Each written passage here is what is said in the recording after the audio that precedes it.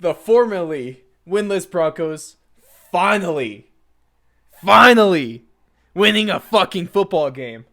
Man, I've been waiting 5 weeks to say that. It's been 5 long, painful weeks, but finally, the elite Joe Flacco and the Denver Broncos have pulled it through.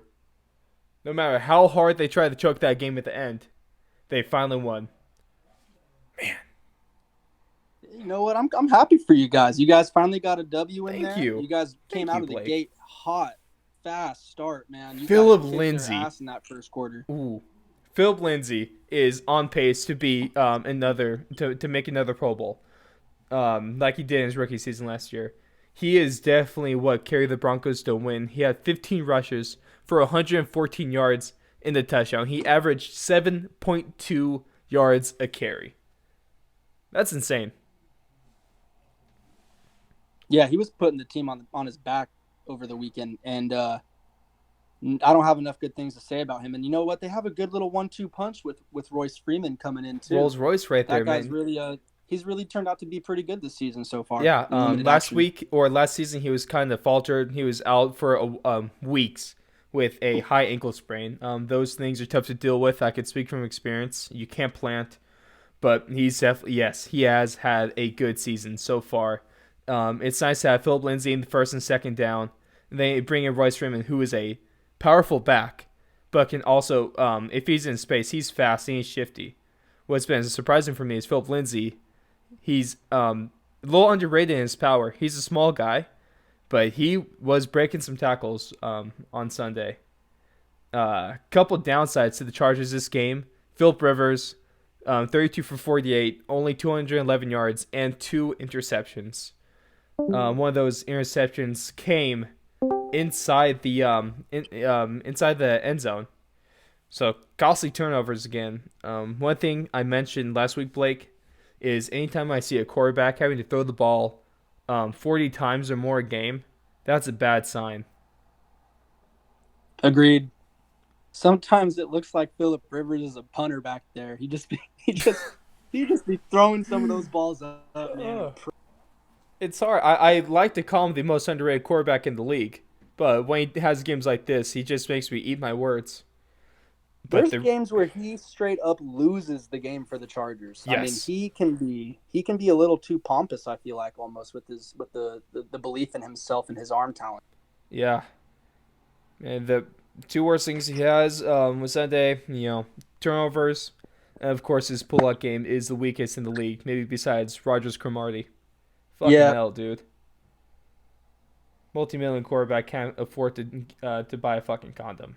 Jeez, dude. At least he can afford all those kids. He can make a damn football team. He's gonna have a starting offense with just his kids. he's got like Ridiculous. what 13, I want to say, right? It is like 10 or 11, something stupid like that. Crazy. How do you do that? That's a lot of time. Fuck that, dude. Poor wife. Um, of course, the reason he had to throw the ball 48 times is because the Broncos' run defense really, really came out to play. Their defense as a whole, the Vic Fangio defense might be coming together right now. Von Miller looked special. Special. They had even the backups now filling in for Too Bradley bad you Chubb, don't have who's out for Chubb. the Yeah, season. that's Hey, so bad, dude. they're filling in right now. They're filling in well. Vic Fangio is going to scheme the fuck out of it. I believe in him. Melvin Gordon is in his return had 12 rushes for only 31 yards. The Chargers' offense was held to only 246 total yards, 211 passing yards, and only 35 rushing yards. Eckler was really the only guy that was hurting you guys. By hurt, you mean get four? Eckler picked up 7 yards this week, on the ground at least. I was talking about through the air. He had Oh, I want to say 11 catches. oh yeah, through the air. Yeah, Eckler was doing good. He was good for fantasy. Wasn't good for actually winning a football game though. Right. Yeah, yeah, but definitely that. Another big upset was, of course, over the pond in communist, England. You had the Raiders upsetting the Bears. They really want. For a second, I thought they wanted to lose this game because they were up 17-0, and then the Bears went and scored 21 in a row. Um, Raider fan, what was your feelings throughout this game? Felt like I was on a freaking roller coaster. My heart was racing. My palms were. I was cussing up a storm. Jesus Christ, dude! That Sounds like a game had typical me Sunday feeling. to me. Yeah, no, for a Raider fan, it was pretty normal. But this one, it was just higher stakes because we're playing Khalil Mack. It was the Mack Bowl, you know. Yep. So I wanted our boys to go out there and look like they wanted to win. And you know what? They wanted to win that fucking game. Not And gonna lie, I one really man in want Khalil Mack to particular. just get like 6 sacks on Derek Carr. Too bad that Well, didn't he did. happen. He didn't get shit. So suck it. One man in particular that looked like he wanted to fucking win, Josh Jacobs. That guy, definitely, offensive rookie of the year candidate. If they actually easy. want to give an award to someone who's not a quarterback, Yeah, right. Of course, that's going to be the trick. If Kyler Murray gets his shit together, that whatever, they're, fucking they're always going to midget. have more glitz and glamour. But Josh Jacobs, I think everyone around the league is recognizing. I mean, I think he's top 5 in rushing right now. He's added a receiving element to his game over the past few weeks. I mean, he's really always had that, but we're He's giving him more targets now. what was he? He wasn't he like a top 10 pick in the draft. I think we took him number 20, Oh, he was the second out of the 22, three 24. Raider first round draft picks from this season. I'll tell you right now what pick he was. Okay. Okay, maybe not. Number 24. So he was Okay. number 24. Thank you.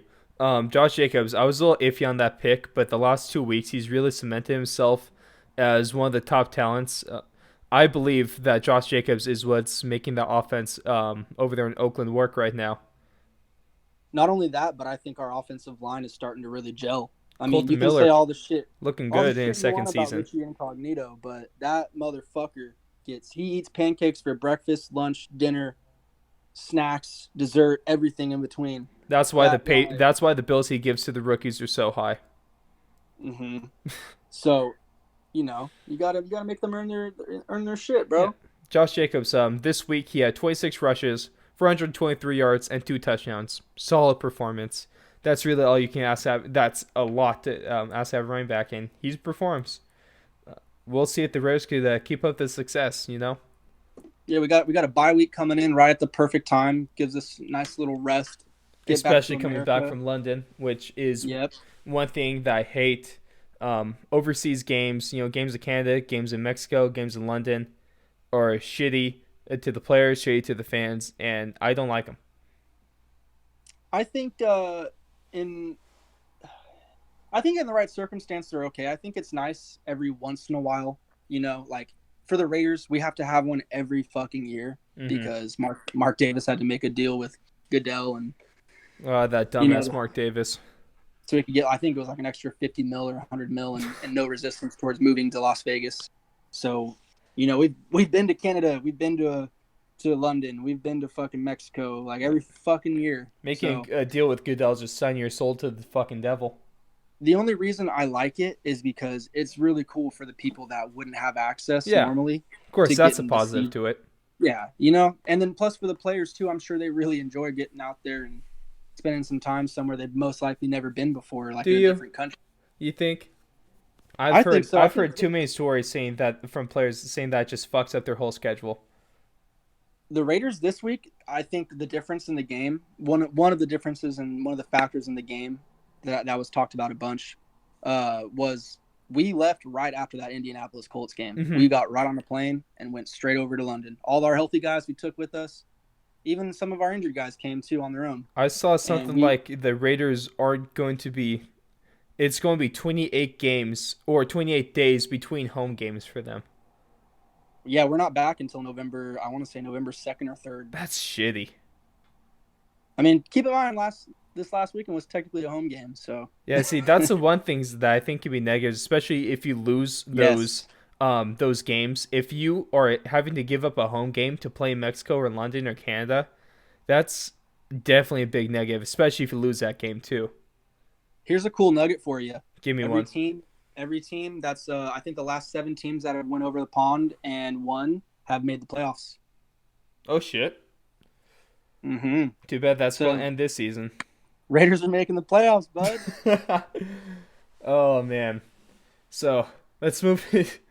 So, these last two games we covered earlier in the power rankings, but that's of course the Colts pulling the upset on Sunday Night Football against the Chiefs.